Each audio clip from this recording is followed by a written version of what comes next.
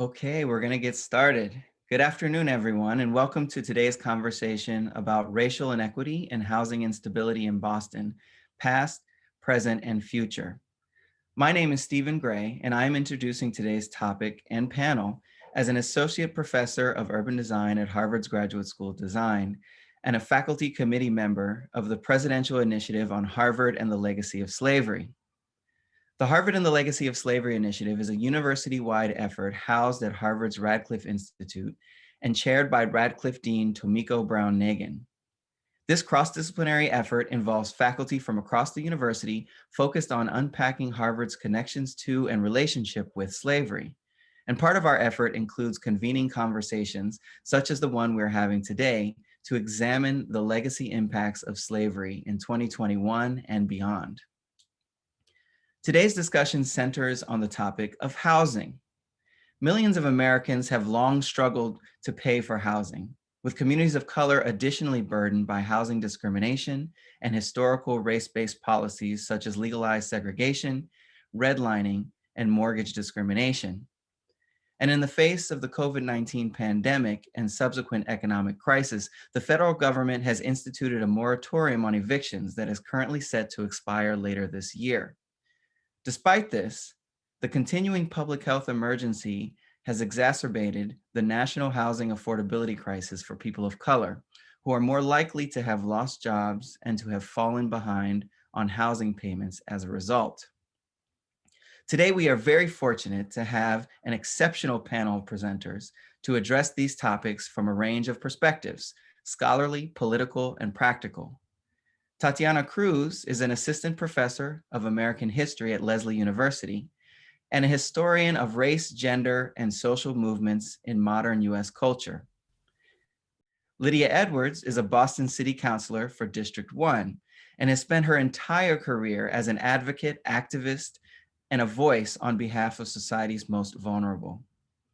Our moderator today will be Chris Herbert, who is the managing director for the Harvard Joint Center for Housing Studies, with extensive experience conducting research related to housing policy and urban development, both in the United States and abroad. And for further information on the panelists, attendees can feel free to visit our website where we've posted links to each of the participants. Today, our panel of experts will not only explore issues of racial inequity in Boston's housing provision, but also discuss Boston's long history of community activism, considering paths to racial equity in the form of safe, stable, and affordable housing. But before we begin, I just want to take a moment to acknowledge the members of the Radcliffe Institute Leadership Society and the annual donors who are watching this afternoon. Your generosity is what keeps Radcliffe programming free and open to the public, and we thank you.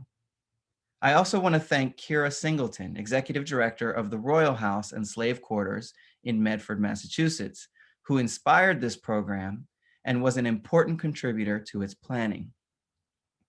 We encourage those watching on Zoom to use the Q&A feature to submit your questions at any time during the program, and the speakers will address as many as they can. And since we have a lot of questions that we're anticipating, we ask that you keep them short. And this is really going to increase the likelihood that we can address as many as possible in the time that we have. And now it is my pleasure to pass the virtual floor over to our first speaker, Professor Tatiana Cruz. Tatiana, the floor is now yours. Thank you. My goals today are twofold. I'd like to first offer a brief historical perspective on the emergence of post-war segregation and housing inequities in Boston, as well as the second part would be to show how African-American and Latinx residents forged movements for fair housing and tenant rights in the 1960s. So many of you may be most familiar, if you're familiar with Boston's racial history, through a lens that centers on this kind of dominant historical narrative, centered on court-ordered desegregation of public schools, which sometimes folks called busing in the 1970s. This dominant narrative, however, perpetuates this notion that white flight emerged during this time in the 1970s, when in fact, it wasn't necessarily a result of the chaos of school integration. In fact, a majority of white residents left the city much earlier in the 1940s and 1950s, lured by this booming technological research and development industry in newly prosperous and thriving Massachusetts suburbs like Waltham, Lexington, and Burlington. Local and state banking and housing officials, in collaboration with federal agencies such as the FHA, or the Federal Housing Authority, the Veterans Administration, the VA, and the HOL, sorry, it's a lot of acronyms, HOLC, the Homeowners Loan Corporation, promoted racial segregation in the private housing market by denying mortgage applications for homes in the most concentrated African American and Latinx or immigrant neighborhoods, such as Roxbury, for example. These were based on HOLC maps, which marked these neighborhoods as blighted or too risky for development.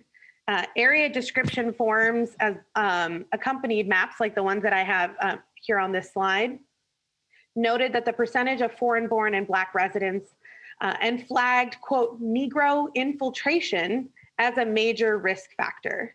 So note this, technically this redlining discriminatory lending practice ended in 1968 with the Fair Housing Act, but in practice it continued.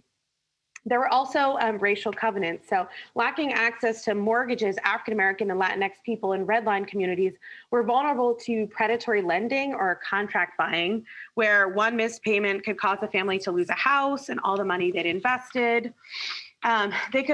Those who could afford to buy homes were barred from these higher rated neighborhoods in terms of the HOLC in the city or even in the suburbs by discrimination, sometimes in the form of these racially restrictive covenants that kept whites from selling to non-white individuals. So those who rented in Boston also faced a series of discriminatory rental practices. The BHA, or the Boston Housing Authority, established and maintained segregated public housing by explicitly assigning units based on race. Some landlords lied to African American and Latinx prospective renters, basically saying that there were no apartment vacancies. Some denied applications based on race, i.e., we don't rent to colored. Others refused to rent to families on government assistance, so those who were welfare recipients were not able to get certain apartments. Others were simply overcharged, which seems kind of contradictory because the short supply of low-cost housing forced many families to pay more than they could afford. They were paying a disproportionately high rent for much inferior housing compared to their white counterparts. And then lastly, we have urban renewal, which activists often called urban removal. This began in 1955 in Boston as urban planners sought to revitalize the city by redeveloping certain blighted neighborhoods, such as the South End, which is where it began. So the South End was very promising for urban developers as they saw its proximity to downtown Boston and Back Bay. So they sought to boost its declining economy and encourage white Bostonians to stay and settle. This process of urban renewal displaced poor and African American and Latinx residents in the city. So what we have emerging because of all of these practices is what many historians call urban crisis. So the population declined significantly within the city of Boston, particularly between 1950 and 1980. You have a decrease in jobs, unemployment rates are skyrocketing. This largely has to do also with employment discrimination, right? Folks can't get jobs. You have poverty increasing, high crime rates, inequitable, segregated, and deteriorated schools. So this all accumulates to what we call urban crisis in particular neighborhoods. So while the whole city population is declining, you actually see the growth of the African American and Latinx communities. So African Americans are migrating north as a result of the Great Migration, particularly after World War II, and it continued on. The Latinx population really starts to boom in the 1960s and 1970s. And they ended up living largely in three neighborhoods. So while the African American community had originally lived in Beacon Hill, eventually they moved towards the South End and Roxbury, and then later on to Dorchester. The Latinx community largely came in through the South End, which was seen as a port for immigrants, moved eventually to Roxbury and Dorchester. So by 1960, 97% of African Americans and comparable number of Latinx residents lived in these racially segregated neighborhoods, South End, Roxbury, and Dorchester, known as the Black Boomerang, as you can see by the shape on the map here, similar to what folks would call the Chicago Black Belt. In these neighborhoods, they were living in these kind of worse slums and ghettos, which is the kind of terminology used at the time. African Americans and Latinx people faced substandard, cramped, unsafe, dilapidated housing that frequently violated fire, sanitation, and building codes. And they also had fewer city services like regular garbage collection. In 1963, a Massachusetts advisory committee issued a commission on civil rights to study housing discrimination. And the report said, quote, within the city, almost the entire Negro population lives in a contiguous, geographically compact area, which has been very aptly described by the Urban League of Boston as a curved area resembling a black boomerang. It appears that the real reason Boston doesn't have a Harlem or South Chicago ghetto yet is they don't have enough Negroes to completely fill this belt. All right, and last but not least, I'd like to talk a little bit about how African American and Latinx residents fought for fair housing and tenant rights.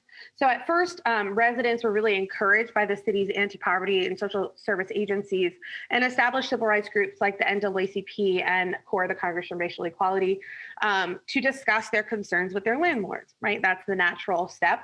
But when that didn't work, they began to file formal complaints to their landlords, as well as the mayor and the city's various housing and health agencies.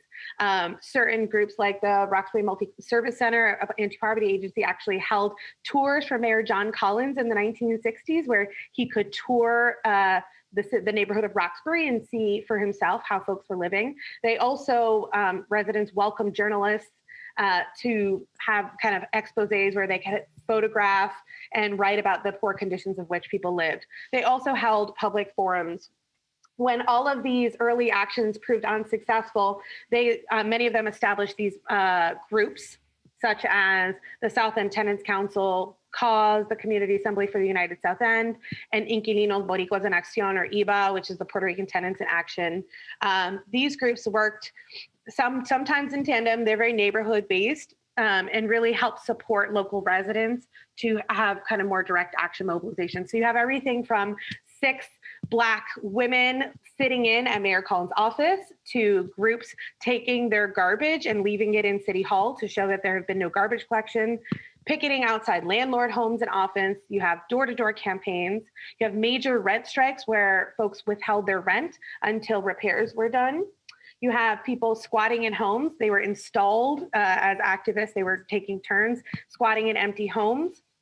They were also occupying lots, like the major Tent City protest, which was 3 days occupying a particular parking lot in the South End, which was led by Mel King, very famous activist in Boston.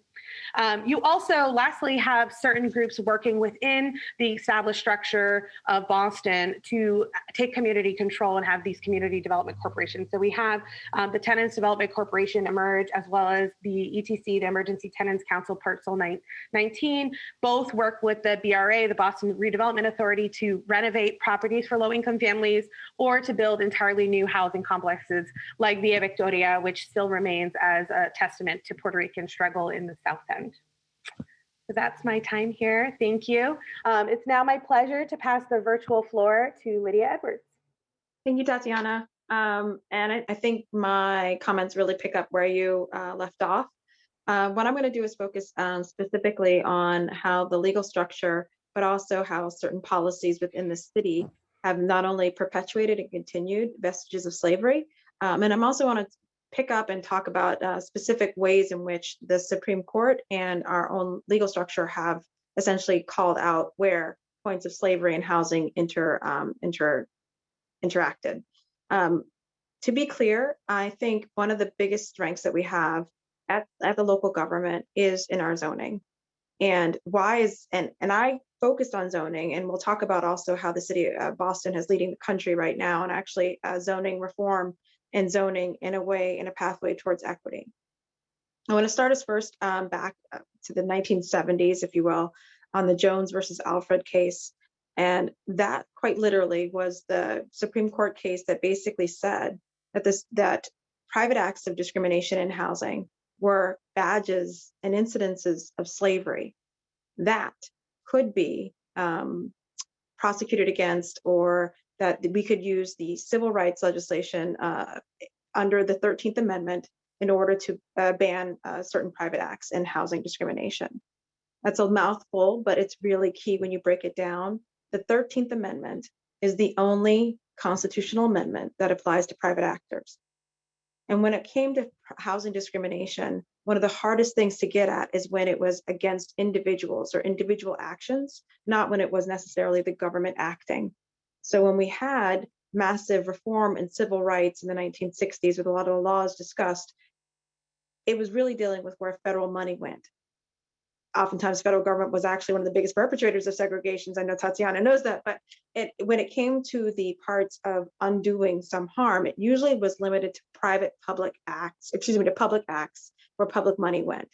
Well, here comes the Jones versus Alfred case, in which these are private actors, and the argument was essentially it's between me and somebody else, and privately that person didn't want to sell to me. And as a result, that's a contract, and the government has no business in here. The 13th Amendment has no business in here. And they use the 13th Amendment's unique juxtaposition in order to apply that law to private acts in housing discrimination. That's quite revolutionary. And that's why it's so important that we remember that too much of the conversation about undoing harm has stopped where the government is, and that's it. And instead, you look at the 1968 laws, the Fair Housing Amendment specifically, and there was this beautiful gem in there that was left kind of dormant for generations, almost 50 years until the Obama administration. And that was the affirmatively furthering for housing component that really didn't get regulations or came to life at all. And under that regulation, the regulations the Obama administration put out that Trump administration only tried to kill was the very basic understanding that it's not enough to just not discriminate. That there are true harms that happen generationally from initial discriminatory acts, as we saw with Tatiana's presentation. It lasts, and we still see the Boston that we have today is really much connected to how we planned and how we discriminated generations ago. So it's not enough to just not discriminate. We must take meaningful acts to remove obstacles to opportunity. That is affirmatively furthering for housing. And so it's under that lens of the city of Boston, and I introduced this amendment in 2019, and we ultimately made law in March of this year, that we have decided that when it comes to zoning, we're the first city in the country to take our zoning and that standard and saying we will plan towards equity. We will acknowledge the harms done. And what is key, because it's zoning, it applies to private acts. Because anybody who wants to build in the city of Boston has to deal with zoning. So what does it do? This amendment does several things. The first step is you will apply as any other developer to build something. You then have to do an assessment tool that's several pages long. It asks you, what did you buy? Who was living there? What was the racial composition of the people who lived in the building? What were their incomes or their rents? Did you ask that the building be delivered vacant? Did you have it cleared out? Are you getting rid of the only affordable building in the neighborhood? What do you plan to replace it with? What do you expect the new rents to be? What do you expect the new racial composition of the new tenants to be? It's basically forcing the developer to say, you own what you build and the results of what you build as well.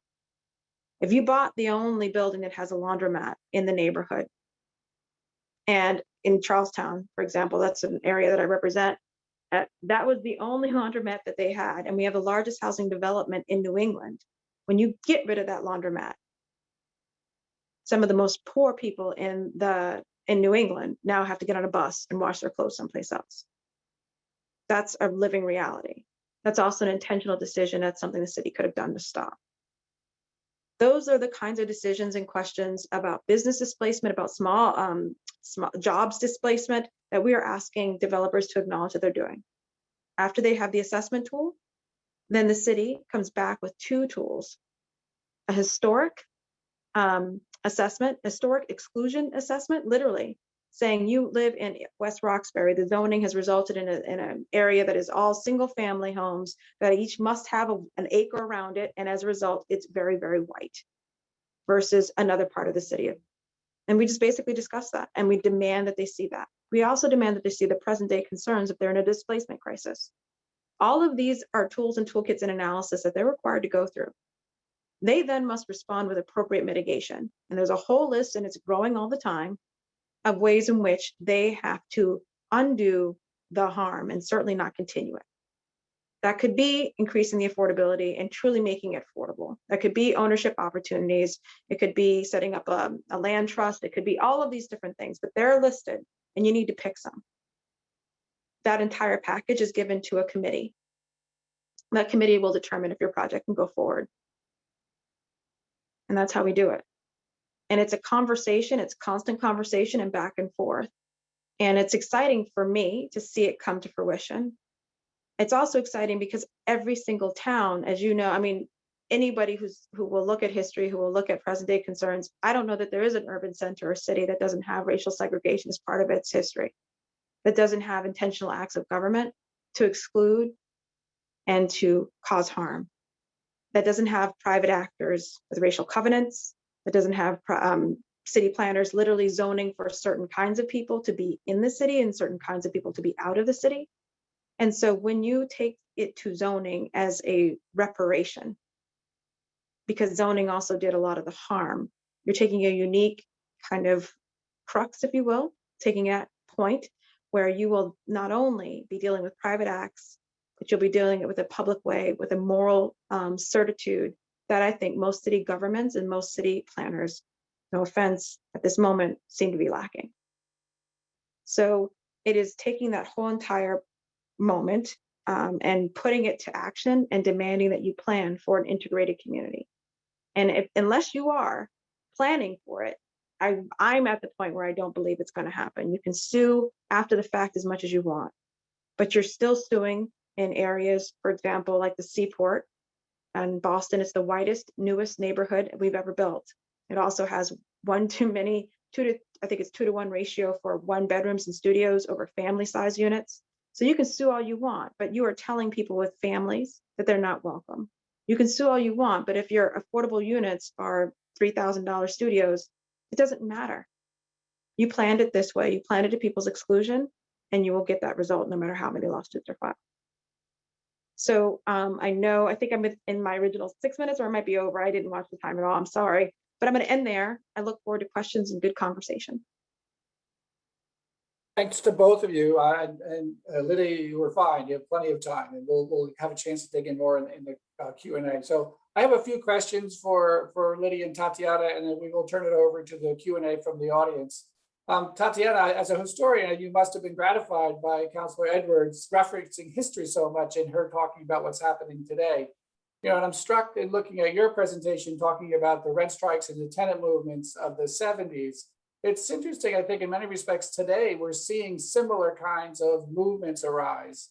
And certainly over the past year, you know, with the COVID pandemic, the awakening of racial injustice, there's a lot of ways in which history may be informing where we're at today. So as a historian, what are the lessons from history for the moment we find ourselves at today, the things that Councilor Edwards is describing that she's wrestling with? Thank you for that question. I mean, I think Lydia said so much that went hand in hand. I mean, I think her call to address generational harm and think about housing as an act of reparative justice. I mean, I think there's a clear, reach back into history.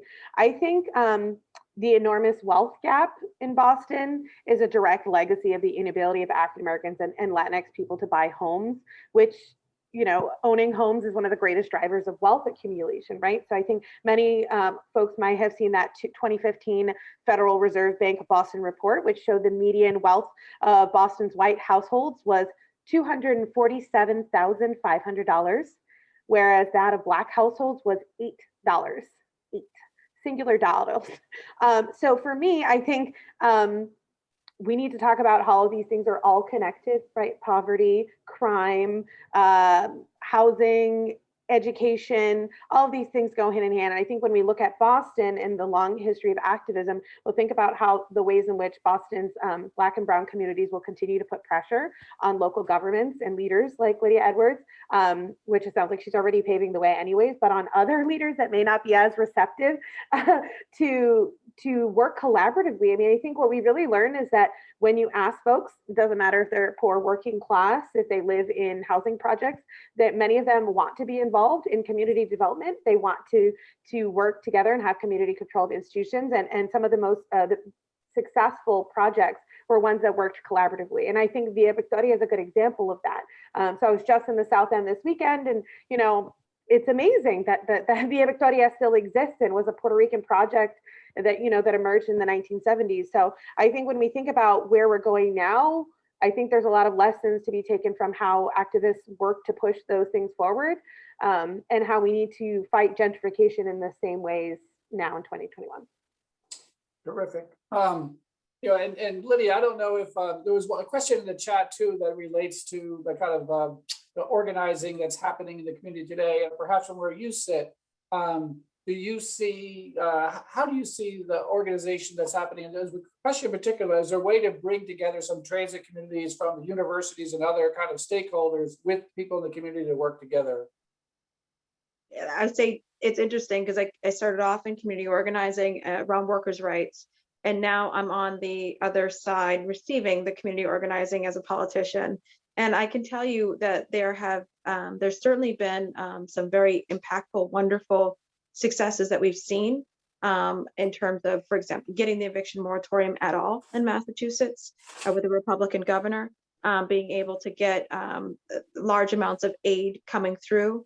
I will say that some of the things that we are still particularly concerned about is the eviction crisis that we're in, and that the aid isn't moving fast enough, and that ultimately you can throw all the money you want at this particular issue. Rents are not affordable. That's a very fundamental issue. And there have been efforts to either raise funds through a transfer fee. There's also been some efforts at having some, I would call it rent stabilization versus rent control, because somehow rent control became such a dirty word to a lot of people. But there are certain organizing aspects and attempts to try and bring that back, to acknowledge that nobody of any income should be faced with a doubling of their rent in 30 days, which is what happens. That's how they clear out the building. That there's certain levels and ways in which people should be able to have predictability in their life when it comes to where they're living. And there's those kinds of the ability for me to say that as an elected official, the ability for me to talk about that, it has a lot to do with the incredible amounts of groundwork that activists have been doing for years to take away the stigma, to take away the dirty word or dirtiness, if you will, of rent control, and really talk about, like, there needs to be a real conversation about what we're charging for rent, and if it's realistic for a lot of people to be able to afford it. There actually was a question in the Q&A specifically about that. So I take it you are supportive of a rent control law. I don't know if you have anything more to say about the contours of it, but. So I mean, I think let me say this. I am absolutely supportive of rent stabilization.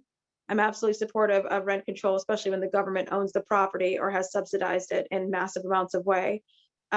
There's so many different forms in which we have pushed for stabilization and control of rents, and I just want people to understand it's not a yes or no. There's literally hundreds of versions of it. I worked in housing policy. There's one way, for example, if we subsidize a building, tenants live there for 40 years, they get right of first refusal and stabilization of rents when that 40 years is up. I mean, that's rent control. A lot of people don't seem to understand that. So I'm for all sorts of ways to stabilize people in their homes. And Tatiana, I don't know if you have an opinion on that as an historian or. Sure. Yeah, no, I firmly agree. I mean, stabilizing rents is really important. I actually think many of the activists that I have interviewed in my research were very very much agreed with rent control. One person who I interviewed, longtime activist in the South End, lived in her apartment for over 50 years and recently left because of that being lifted. So I mean, I think that there's much to be said. I don't think it's the one all be all solution, but it absolutely should be part of the conversation. And it's a clear option that many places do not take. So yeah, that's all I have to say about that. One of the other issues raised in the Q&A is has to do with the fact that segregation is obviously not just occurring within the city of Boston, it's occurring across the region, across the metropolitan area, and suburban communities, and zoning and restrictive zoning in suburban communities. And so I guess one question is, are there ways in which the city can work with suburban communities, with fair housing organizations in suburban communities, to try to have a more integrated region as well? How will those relationships work? Well, I mean, I think some of the biggest thing we need to do is acknowledge the history as to why the suburbs are so white, unnaturally so. A lot of that is because of generations since as we learned from Tatiana's presentation, since the 40s and 50s of white flight. Then I think a lot of folks in the suburbs need to look at their own zoning. You know, your zoning is to the exclusion of people, of multifamilies, of large families. And so how are you actually, if you're not planning for integration in the suburbs, there's nothing the city of Boston can do for you. You're not planning for it. You need to plan for it. You need to change the way, I mean, it took us zoning reform all the way up to the State House recently to knock down the two-thirds majority requirement for local zoning boards to change the zoning laws. That was intentional. So now it's become simple majority so that people can actually push through a triple-decker or multifamily home in some of the suburbs. So I think we need to acknowledge the suburbs are playing incredible defense against integration. And it's not the city of Boston who's going to come out there. It's suburbs have to do it themselves. Tatiana. Can I respond? Yes, I 100% agree. I actually currently live in Newton, and I've seen a lot of pushback against, affordable housing projects that have been planned to build kind of more affordable housing and right-size Newton. There are certain pushbacks where they talk about why there's reasons why people don't want it. But in reality, what it is just preventing folks of color from moving into the suburb. So I think that is definitely one thing. I also think that when you think about what affordable means, we really need to expand that. I lived in Cambridge for a long time, and Cambridge had a middle income program, and folks were saying, how could you have a middle income program? People are making $100,000 applying for this middle income program. Well, when you talk about rents being $4,000 a month, yeah, working class, middle class professionals, professors who don't work at Harvard, right, cannot afford to live in places like Cambridge. So I think having options for kind of lower income and middle class families to get in. I also think, programs to buy. Certain cities have that, and certain suburbs do not have that, where you can, get subsidized by the local government, or they could help with a down payment, which Boston has. I think those kinds of programs will help build suburbs. I don't think it's Boston's job to fix the suburban housing problems. There's also questions, Lydia, you mentioned the Seaport District as a new neighborhood that's white and high income. Is there anything that can be done now to change the trajectory of that neighborhood? I don't know, honestly. I just actually did a MAPC interview on that, and the zoning amendment that we did pass does apply to all projects like the Seaport and larger projects. So if they ever come back for an amendment to their project and want to change something that they originally filed, then they would come under that lens and they would start at that point. But if in anything, we saw the Seaport as what not to do when we were looking at Suffolk Downs, which is in my district, and it's the single largest private development in Boston history, 161 acres of open land. And cities just don't have those opportunities where they can literally say, all the lessons we've learned, with all the money that we have, how do we actually have an integrated community? And that's really what the Seaport's legacy is. It's taught us what we don't want. in the Q&A, there's also a question about public housing and the fact that the city of Boston has invested a lot in redeveloping many of the public housing projects into mixed income developments, Charlestown and South Boston having two really large scale ones that are in the works. What's your view of those redevelopments of public housing into mixed income communities? Are they good for the community? Are there worries there for you? Well, honestly, it is because of the divestment from the federal government, basically the abdication of their role in helping to have public housing. We've been forced to let them become what they are, which is just for many horrible places to live, and decrepit looking buildings. And literally just, when you are in, that's public housing, that's where poor people live, and because that's what it looks like.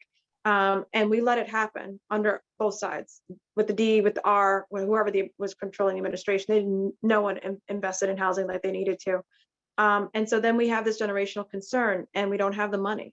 And so what it meant is we had to do public-private partnerships. And so these large developers come in, and in Charlestown, for example, we're redoing the largest housing project in New England, and we need private dollars in there. So that means we're going to triple the size of it almost, and we're going to use that, and there's going to be two income levels, market and public. And that's been a concern of mine, but I don't know how, as a local official or as someone else, can look people in the face and say, but you live in the conditions you're living in until we figure out the perfect balance of the perfect height of the perfect density that pleases everybody around you who won't be living in this. And when we get there, and we can also fund it, and middle class folks can be in there, and then and only then can we, start to let you and your children live in some dignified housing with some laundry. I can't say that as an elected official or as a person with a sense of morality. So it's kind of like that sense of, this is what we're going to have to work with until the federal government decides that housing is a human right and it's going to fund it like it is. Tatiana, do you have anything to add on that, or? No, I mean, I think it's Lydia named all the complexities. I mean, I think there's clear sense of what not to do with mixed income housing, like in New York, where they have separate doors for those entering the public housing part of a building and those who are paying market value. But I do see that many low income and middle class families actually would prefer mixed income housing. I've seen that work wonderfully in Cambridge. For example, new buildings going up in Kendall, and they're required by law to have X percentage go towards low and middle income housing. And I think that it has improved the quality of life of many families who would never be able to get into a beautiful building in Kendall Square. I see the pros and cons for it. But I think it's definitely a solution that if they're going to keep building as much housing as they are in certain places, yeah, absolutely. I do think some of it should be guaranteed for low and middle income families. There's also just one quick thing, the concern from some of those folks who are on subsidized housing, that they're like, we know what it's like when you concentrate us in a building. It may be pretty now, but the ability for us to advocate, to maintain, and to grow, and to make this a beautiful place to continue to live in. Well, I've seen this happen. We've been through this story. You don't advocate for us, and you don't listen to us. So their biggest concern is, when you separate us, we know it's not intended to give us the best that you have. And you can look to history to see that. The city of Boston, obviously, for a while has been trying to do what, and we can discuss whether it's enough, but what it can to create affordable housing through things like linkages, inclusionary zoning, other ways of generating revenues. In your view, are those helping to address the need for affordable housing? Are there things the city's not doing that it should be doing in addition to those things? We just got linkage really upgraded to what it should have been, and that just happened. And that literally happened because we had to go through the State House, which is a too in the weeds, but it's we have to go to the State House for our zoning in the city of Boston. We are controlled heavily by the suburbs and our ability to change our zoning. Anyway, so we just finally got the power to turn up our linkage, and I've already introduced legislation to do just that, because I don't believe we're extracting enough from developers to help pay for housing, to help pay for jobs training. And that's what linkage goes for, housing and jobs. In terms of the other things the city of Boston, and I know city of Somerville, and I know other cities around the state did try to do, and that was pass a transfer fee. Transfer fee in the city of Boston would have, for any building or sold over $2 million, there would have been a certain percentage. I think it's a maximum 2% fee, a maximum 2% fee that would have been, again, put towards the housing trust or housing and development and subsidy. And it did not, we had to go to the State House, and it's still at the State House and dying a slow death. So that is a concern that there are folks in the suburbs and other places who just don't think that that's fair. And it happened that way with rent control. It was folks in the suburbs who killed rent control. The urban centers voted overwhelmingly to keep it. So there's that dynamic of who controls housing policy in urban centers in Massachusetts. And too often, for my liking, maybe that's just because I'm biased as a city councilor, it's the State House. I love my brothers and sisters there, but I need to get off my neck so we can actually fix some of these things in Boston. One thing I am proud of the city of Boston for doing is creating its own voucher system. So it created its own voucher, and that, again, if we had more money, we could expand it, and it could actually not only support some people who already have subsidy, but it could really get into that middle, lower middle or working class folks, giving that extra little bit to help them afford certain rents.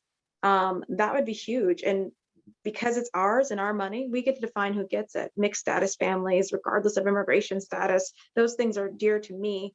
And those are things the city and cities could take more advantage of, is designing their own programs. Of course, you need money.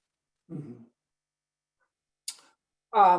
One other aspect, so we're talking about getting funds to build new.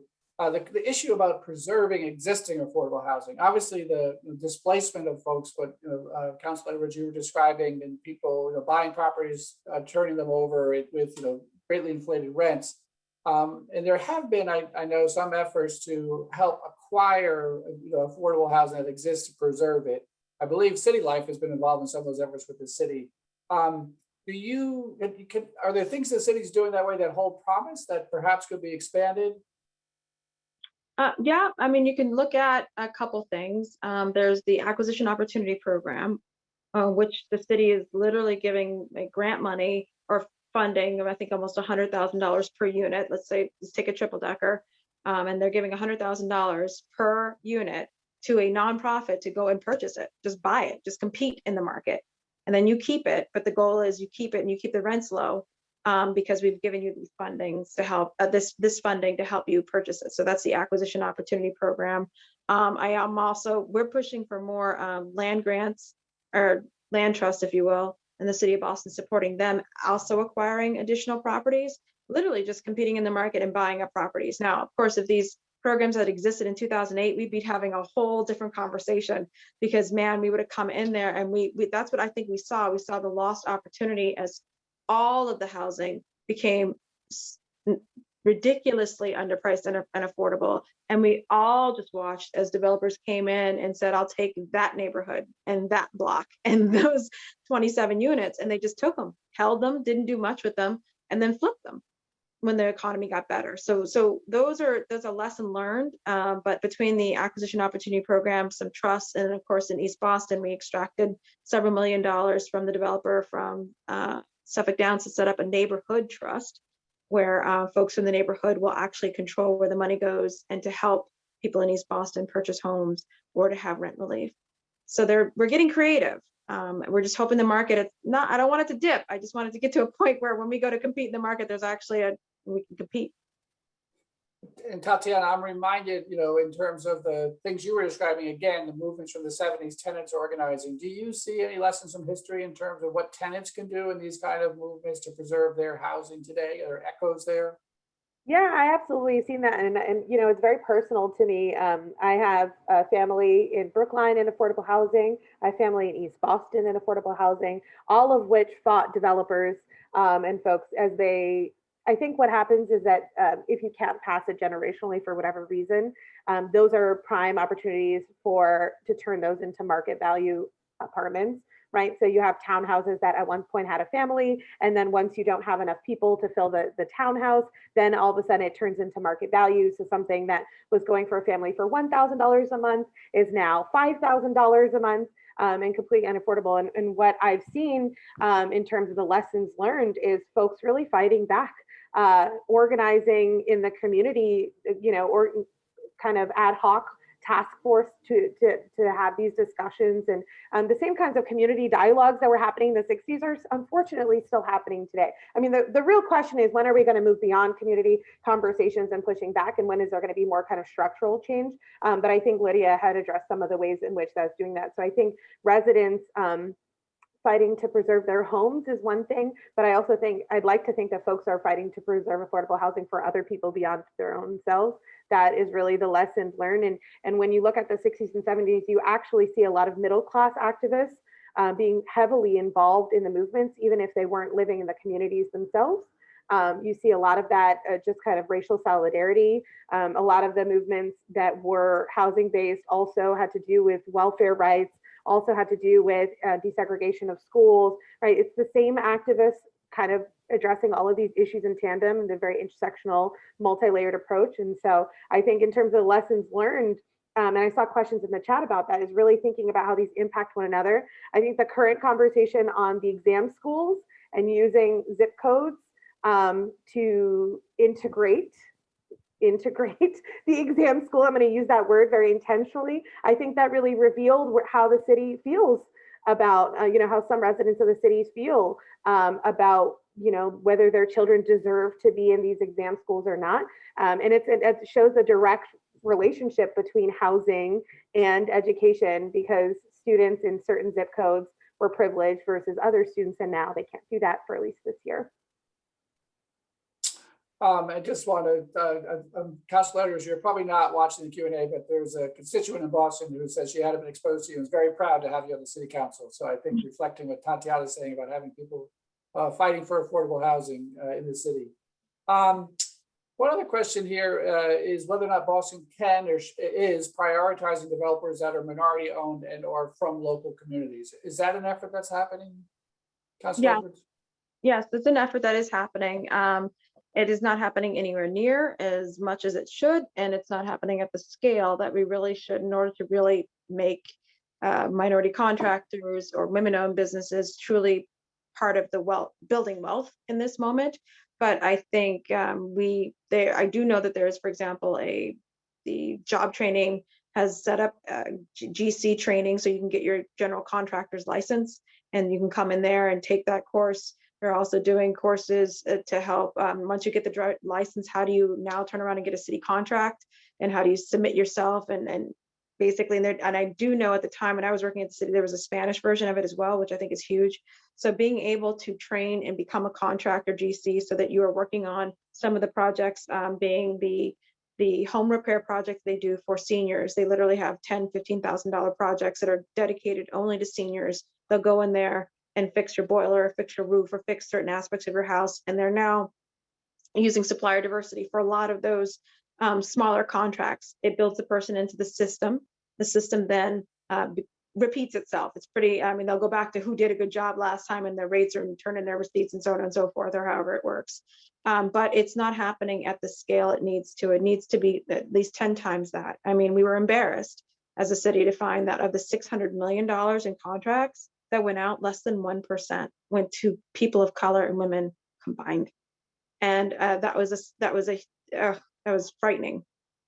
All that money, all that time, and it wasn't for lack of women-owned and people of color businesses being in the pipeline. Obviously, one issue of our time has been gentrification. And certainly the city of Boston, Councilor, your district in Charlestown and East Boston are probably epicenters of that in the city. And the flip side of gentrification is communities that have been subject to decades of underinvestment. Thinking of Nubian Square, and the fact that the city has directed a fair amount of investment there, moving, offices for the city and the like, in an attempt to bring those investments there. But then the challenge becomes, how do you make those investments in a way that benefits the community and doesn't create a process of gentrification? So how can the city balance that, investing in communities while not prompting gentrification through investments in transportation or other? I mean, I think if you think from a historical perspective, just community engaged decision making, just having the community actually be part of what that redevelopment looks like, or pitching proposals, or being part of the development corporations I spoke about earlier. They really were a combined effort of kind of poor and working class, Black and brown folks along with the city. I think that offers a great model. Recently, if you think about places in Cambridge, for example, that, have been gentrified, if you had watched the many, many years, such as kind of even Central Square and other places. I recently read an article about a man named Paul Fallon, who plans to give his 4-family house to Just Start organization. And I thought that, it's just one man, one house, giving it to Just Start, that's going to work with Youth Build and basically allow it to be part of their program for 4 families to buy homes in Cambridge where they never would be able to. To me, that was just one clear example of how one person can make such a difference, and how community engagement, whether you have the means or don't have the means, would be so important here as you think about improving places without displacing poor Black and brown folks. Councilor Edwards? Well, it's a balance, right? Not only should the community be at the table to determine literally what they feel is beautiful and sustainable and green and lush and in a community that they want to live in. So that's one thing, right? I think it's a real slap in the face to a lot of communities of color when we define gentrification as bringing good new things to them, right? As though they don't A, know what they are, or B, haven't been asking for the damn things. So let's stop that. There's that. Then there's the other, the question of, and I've never heard anyone say, I don't want good new things or my neighborhood to grow. They don't want it to grow to their exclusion or on their backs.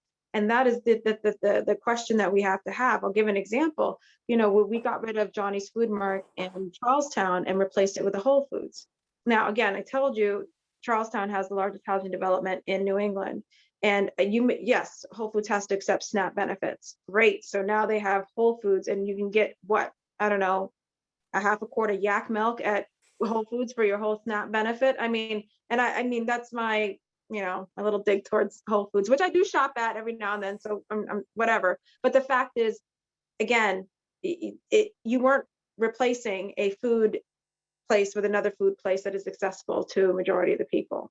You were doing just kind of the opposite. And so it's those kinds of planning decisions that you could have thought of a better maybe in between for that place to go, or should have talked to the developers and said, we really are concerned about the food desert that you're going to create for a lot of people if you choose this particular vendor. And instead, could you consider the following other ones that are more affordable?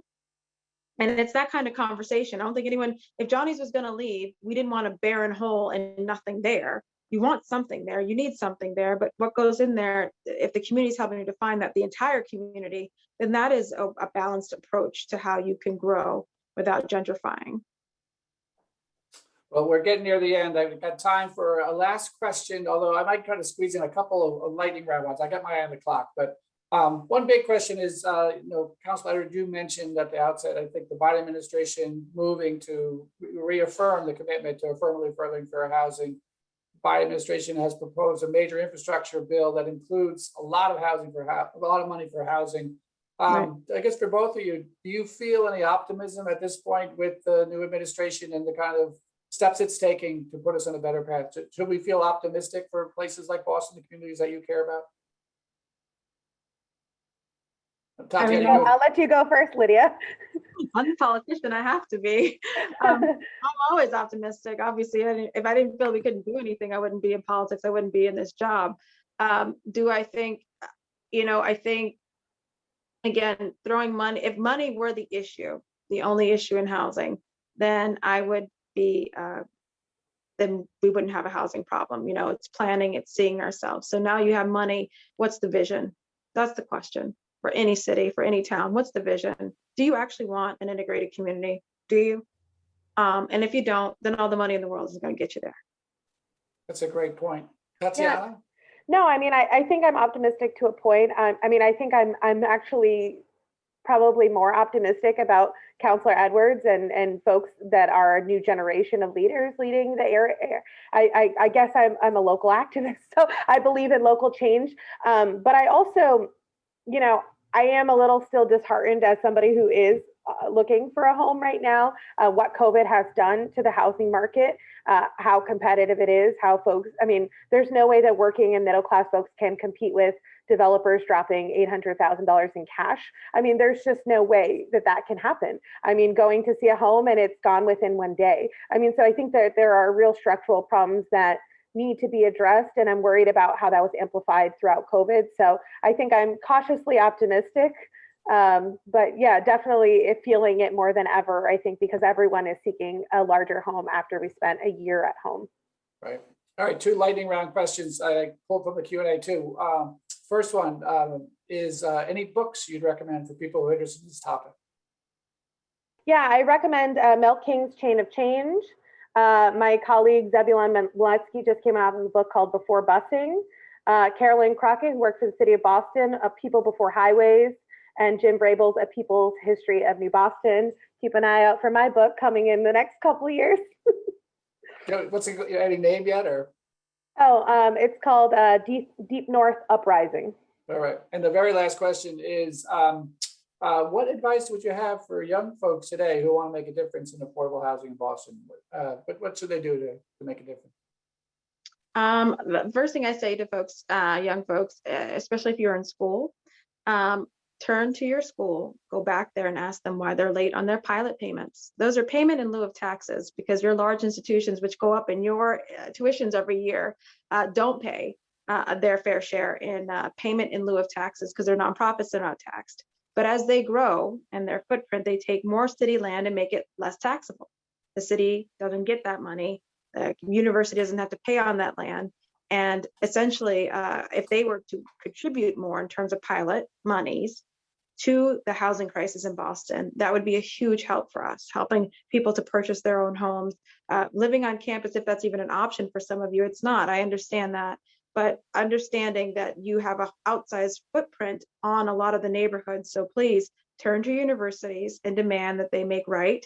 They pay the actual current level in the 2021 tax rate, not the 2012 tax rate, and they actually make full payment. That's my first thing.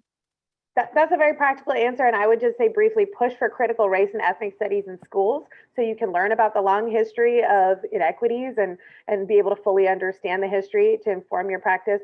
Also, join local activist groups. I know the Cambridge Black Lives Matter groups, there was teenagers who were chaining themselves to City Hall requesting housing reform. So I think they make a difference, so join local activist groups. Great advice. I teach a class on housing policy. I've got 40-something young folks. I'm trying to get them all in there. There's a lot of places in the ecosystem, organizations like City Light, Bela Ravana, places like the City of Boston, nonprofits. So I just encourage you. This is a big problem. It's foundational. So I hope you do. Hope young people do get to work. Well, I think we are at the end. So this will conclude our program for today. I want to thank our panelists, Councilor Edwards, Professor Cruz, for your presentations, thoughtful perspectives.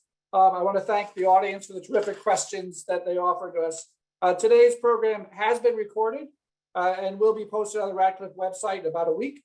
For information on upcoming events, Radcliffe virtual events, and to see videos of past events, please visit www.radcliffe.harvard.edu. Thank you again for coming today, and take care.